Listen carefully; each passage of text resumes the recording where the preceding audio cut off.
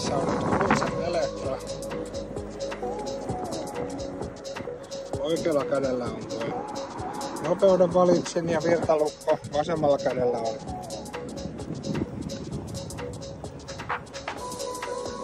valovalitsin. Sitten on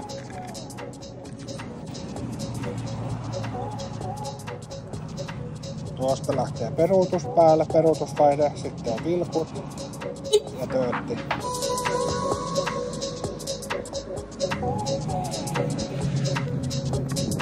Ja tässä on nyt ohjaustanko leveäntynyt päivitetty alkuperäisestä versiosta, niin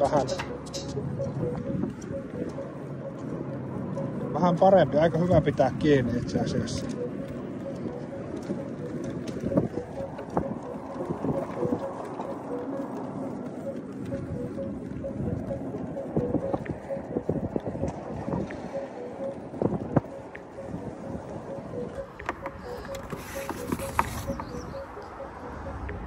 Tää on 165, 45, 12.